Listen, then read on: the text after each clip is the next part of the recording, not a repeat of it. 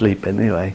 But if I had it here, I have an old Bible of hers, and it has within it, presented to Lieutenant Jane Ann Duff, because she was a Scotswoman, who married, obviously, an O'Neill, who was a barber in Belfast.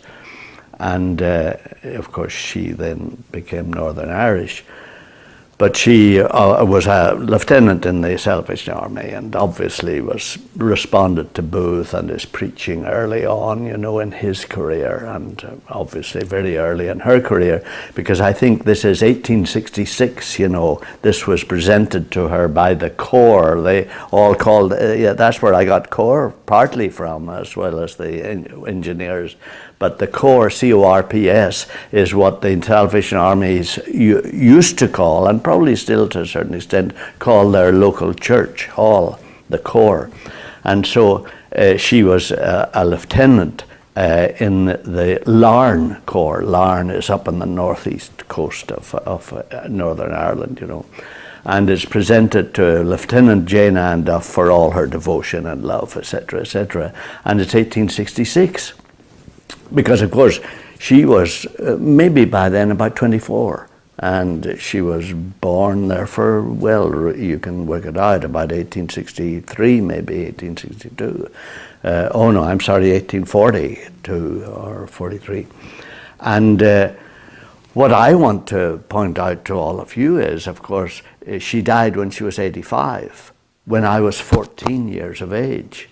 I remember, well, I wasn't going to church, but she was able, obviously, until 85, until it must have been, would that be about 1948? About 1948, probably, she died. And she was able, in 1948, to tell me things that had happened in 1880. In 1875 probably, but certainly years before. And of course she was able to tell me whether Jesus rose from the dead, well, whether so-and-so did this or so-and-so did that. And then I'm alive now, and I can tell you what she told me.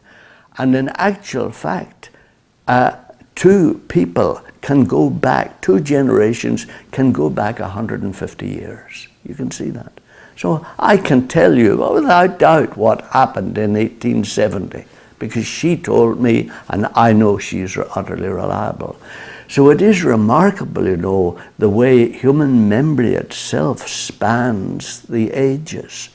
And of course that's what makes Jesus so different from the Muhammad's and the Buddhas, because Jesus' life was written down by the disciples during the first century. And indeed, all of the New Testament had been written by the year 100. And for instance, the Romans was written in 58 AD. And I used to think, well, that certainly makes it certain, as long as they wrote the truth. And then it suddenly struck me, but wait a minute, there were hundreds of people alive when that book of Romans was being circulated, because it was being sent to all the churches, Corinth, Rome, Jerusalem. All the churches were receiving this letter of Romans and receiving Matthew, Mark, Luke, and John, because the whole of the New Testament was completed by 100. In fact, 98 or 97 was probably John's Gospel. So everything was written by then. So it was all written during those years. So really you can say from 29 AD, when Jesus was crucified, until the year 100, there were many thousands of people who were alive at that time when all those events happened. And many of them were actually receiving detailed accounts in Paul's letters of these things.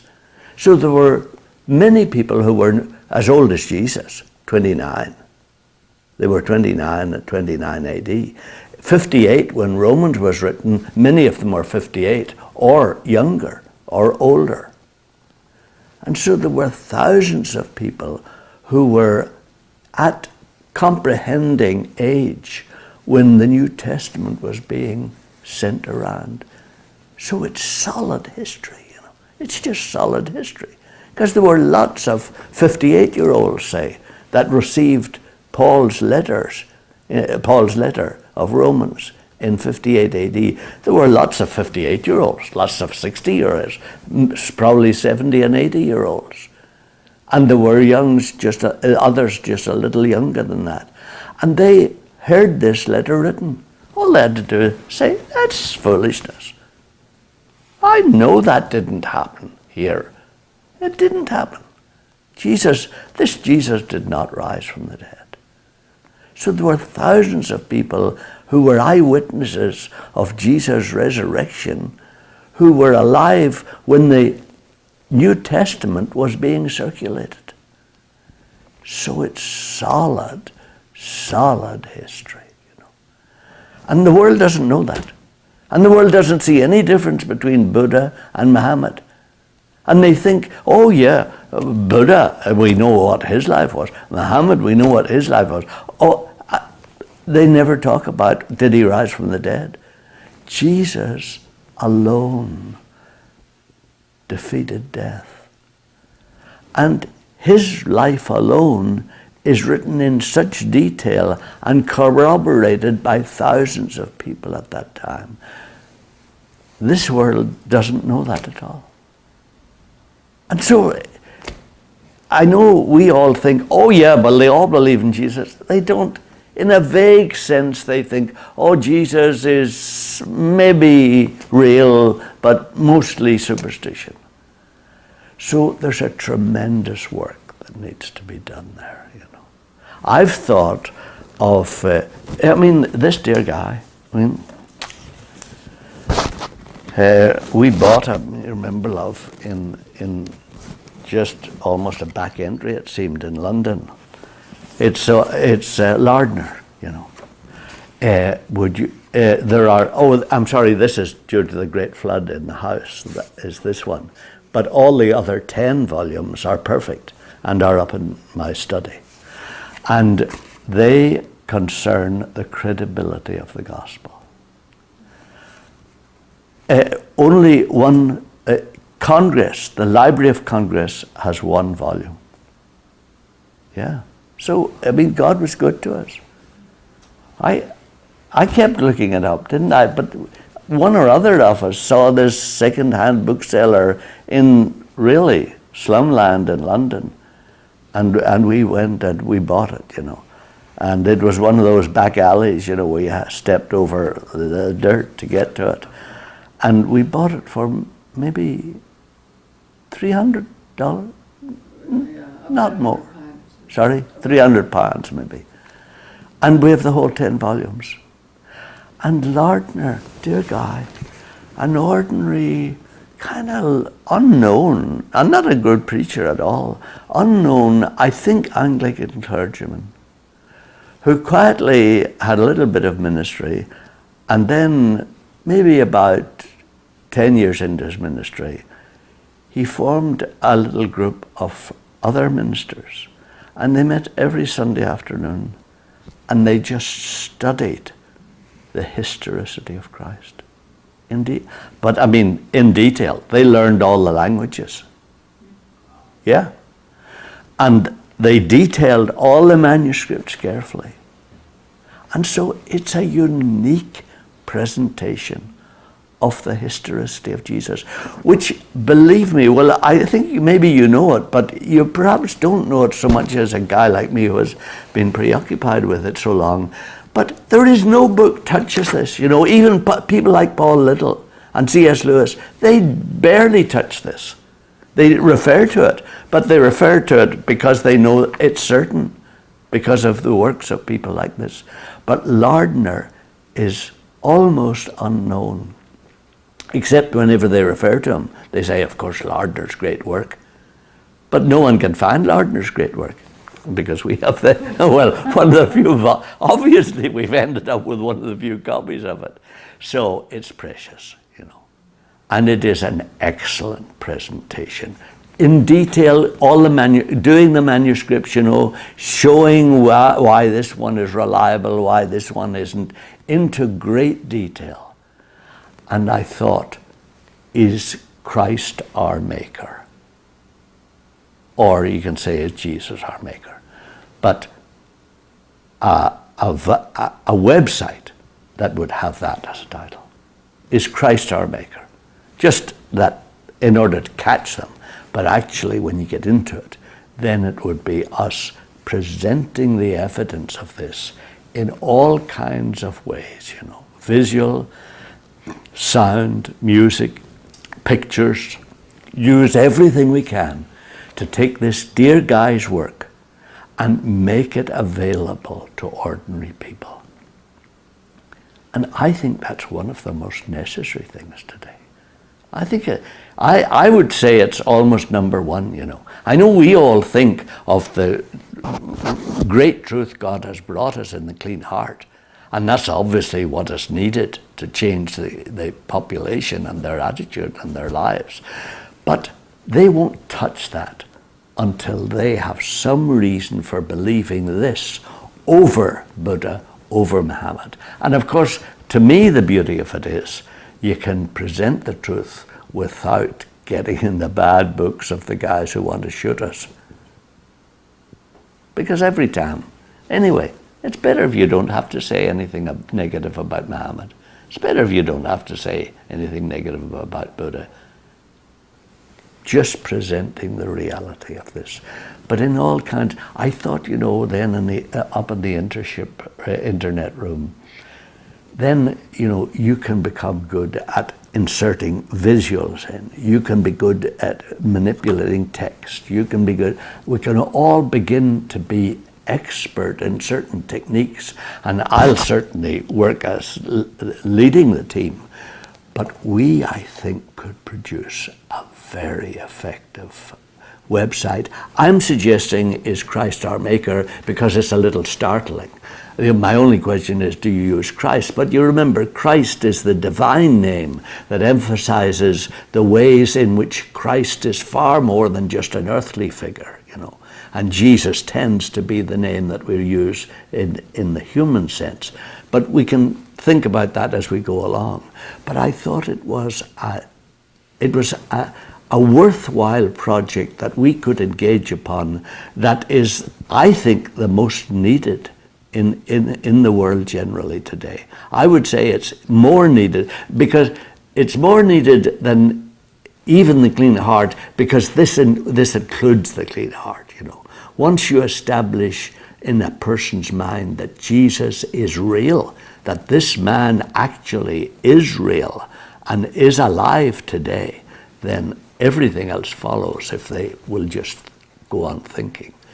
So I ask you to begin to think about this, and I'll begin to try to outline a way in which each of us can become involved, and I'll work on the computers upstairs and try to get them gathered together and get the techniques. And I'm not suggesting that you give up your idea or your carry on with what God has guided you to, but I think this is a website that would be worth working together on, and it would be a subject that we could combine, you know, to present strongly, because I think you're aware, I think Peggy is very aware that what you're all in a sense lacking, and maybe you least of all because you've done a lot of research, but what most of us are lacking is the solid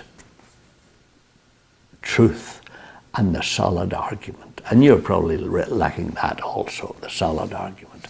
And this guy has done the work, has all the details.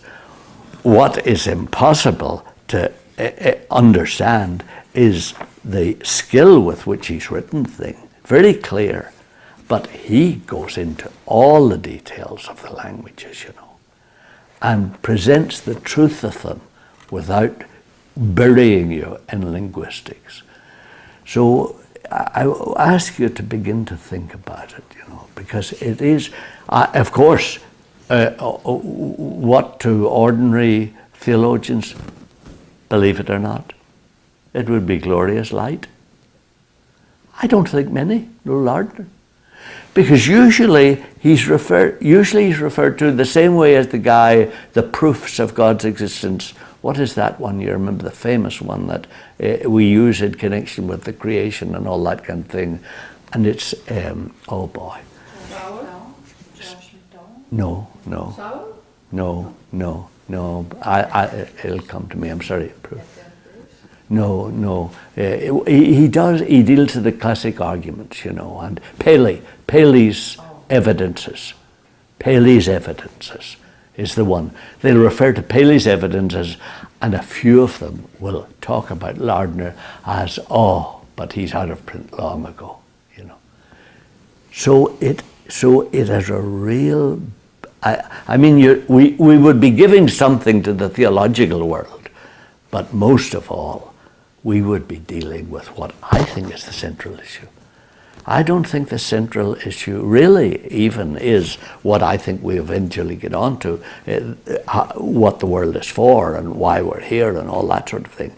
But the central issue is Jesus. And the truth is, what they think of us when you talk about Jesus is the songs about Jesus and how he saves you from your sin. It's a vague kind of fairy tale in their heads.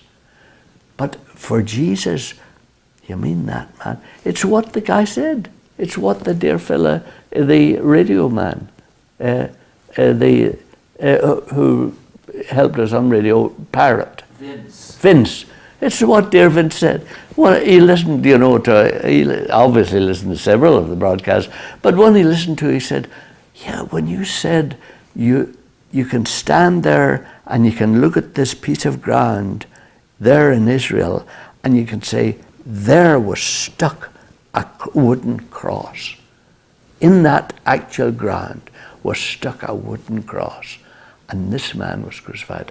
I said, I thought that's right. I never thought of that before. It's silly. Why wouldn't you think of it? But I don't think they do. I don't think they ever think it's actually real. I think they can talk even about the Via Dolorosa. I think they can even walk down the Via Dolorosa. And they don't tie it up with Jesus at all. They tie it up with the idea of Jesus, but they don't actually think Jesus actually probably touched that stone. They don't do that at all. So there's a great gap there that has to be. And you can see what a circus it is. Think of all the religious websites. Think of what they're all concerned with. They're all concerned with the big ideas, but not with whether Jesus actually lived or not. And that's the ground of the whole thing. So I thought, yes, is Christ, we can talk, the title isn't important really, but I thought is Christ our maker is one way of making them stop, or is Jesus our maker. But what we would be dealing with, really what we would be doing is, we'd be putting that on the internet. That's really, that and the other 10 volumes. But we'd be putting that on the internet. So we'd have good content that is not available elsewhere. It isn't. I know you probably sit there and think, it can't be out of print and nobody knows. Yes, that's what happens. That's what happens, It's out of print and nobody knows Lardner. From time to time, a person like Lewis might make reference. Actually, I don't think Lewis has ever made reference to Lardner, because Lewis was not a great Bible scholar, you probably realize. He was a good literary man and a reasonable philosopher, but he wasn't a biblical scholar.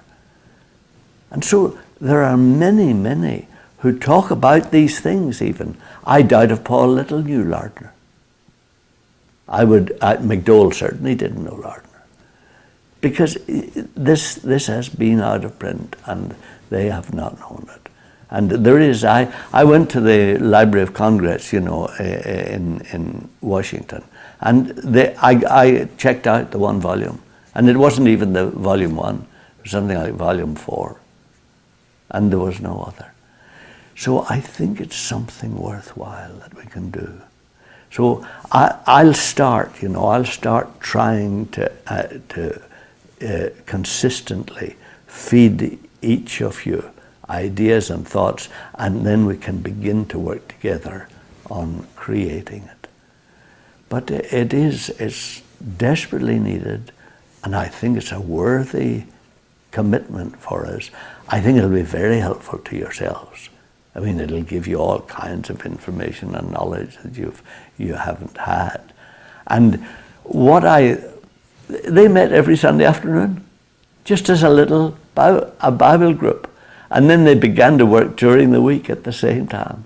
And many of them were retired ministers, usually Anglican ministers, but very committed, to the gospel. And they just worked it. And so that's what makes it realistic. They worked at what they knew people were concerned about. So it's not an academic thing.